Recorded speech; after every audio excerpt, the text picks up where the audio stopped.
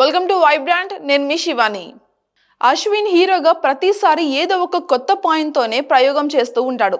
అది కొన్నిసార్లు క్లిక్ అవుతూ ఉంటుంది, కొన్నిసార్లు ఏమో విఫలం అవుతూ ఉంటుంది. అయితే ఏదో ఒక యూనిక్ పాయింట్ ఉండడం మాత్రమే ఇక్కడ కామన్. ఈసారి అశ్విన్ శివం బజే అంటూ అయితే వచ్చాడు. అప్సర్ రాసుకున్న కొత్త పాయింట్తో అశ్విన్ చేసిన ఈ మూవీ ఎలా ఉందో ఇప్పుడు చూద్దాం.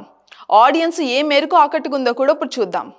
చంద్రశేఖర్ అలియాస్ చందు, అదే అశ్విన్ బాబు, లోన్ రికవరీ ఏజెంట్ గా పనిచేస్తారు. శైలజాని తొలి చూపులోనే ఇష్టపడతాడు. బైనరీ కెమికల్స్ కంపెనీలో శైలజ పనిచేస్తుంది. ఈ క్రమంలో ఆ కంపెనీకి చెందిన సాగర్, మల్లికార్జున, రాధాకృష్ణలు హత్యకు గురవుతూ ఉంటారు. ఈ కేసును ఛేదించేందుకు ఏసీపీ మురళి రంగంలోకి అయితే దిగుతారు. మరోవైపు చైనా పాకులు ఇండియా మీద ఆపరేషన్ లామాను ప్రయోగించేందుకు రెడీ అవుతూ ఉంటారు. అసలు ఈ మర్డర్ల వెనుక కథ ఏంటి? చైనా పాక్ల ఆపరేషన్ ఏంటి? వీటికి అందరికీ ఉన్న లింక్ ఏంటి? ఈ కథలో శివయ్య చేసిన లీల ఏంటి? చివరకు చందు ఏం చేస్తాడో అన్నది కథ. చందు పాత్రలో అశ్విన్ అదరగొట్టే ఫస్ట్ హాఫ్ అంతా ఒక స్టైల్లో ఉంటుంది, సెకండ్ హాఫ్ అంతా కూడా మరో స్టైల్లో నటిస్తాడు హీరో. యాక్షన్, కామెడీ ఇలాగ ప్రతి యాంగిల్లో కూడా అశ్విన్ మెప్పిస్తాడు.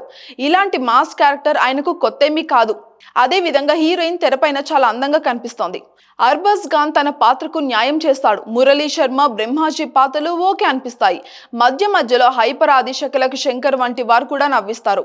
బైరాగిగా రవిశంకర్, అమ్మ పాత్రలో తులసి, ఒక సీన్ లో దేవి ప్రసాద్, ఇలాగ అందరూ కూడా తమ పరిధి మేరకు మెప్పిస్తారు. శివం బజే టీజర్, ట్రైలర్ చూస్తే కథ ఎలాగ ఉంటది అనే ఒక అంచనా అయితే అందరికీ వచ్చేసింది. టైటిల్ ను చూసిన కథలో ఉన్న డివోషనల్ టచ్ కూడా అర్థమవుతుంది. శివయ్య ఏదో లీల చేస్తాడో అని అర్థమవుతుంది. అసలు శివం బజే కోసం అప్సర్ రాసుకున్న మెయిన్ పాయింట్ చాలా కొత్తగా ఉంటుందనే చెప్పాలి. ఇక ఇంతవరకు ఆ పాయింట్ మీద ఎవ్వరు కూడా సినిమాను తీయలేదు అనిపిస్తుంది మనకి. కొత్తగా యూనిక్ గా ఉండే ఆ పాయింట్ రివీల్ చేయడంతో ఇంటర్వెల్ కార్డ్ అయితే పడుతుంది. ఒక్కసారి ఆడియన్స్ అవాక్ అయ్యేలాగా చేస్తారు దర్శకుడు అప్సర్. ఇక ఆ పాయింట్ చాలా యూనిక్ గానే ఉంటుంది, కానీ ప్రతి సీన్ ఊహకందేలానే సాగుతుంది. మిస్టరీ, థ్రిల్లర్, సస్పెన్స్ చూసే ఆడియన్స్ కు ట్విస్ట్ ఏంటో ముందే అర్థమయ్యేలాగా ఉంది సినిమా. ఇక తెరపైన సీన్లు చకచకా వెళ్తూనే ఉంటాయి. ఎమోషనల్ గా కనెక్ట్ అవుదాము అనుకునే టైంలోపే ఆ సీను వెళ్ళిపోతుందనే భావన కూడా కలుగుతుంది. లవర్స్ కి ఈ చిత్రం మరింతగా కనెక్ట్ అయ్యేలాగే కనిపిస్తోంది. ఇలాగ అన్ని అంశాలను కూడా కలగలిపి అన్ని వర్గాలను ఆకట్టుకునేందుకు అప్సర్ కథను రాసుకున్నట్టుగానే కనిపిస్తోంది. శివం బజే కాన్సెప్ట్ కొత్తగానే అనిపిస్తోంది, కానీ అంత ఎంగేజింగ్ గా మాత్రం అనిపించదు.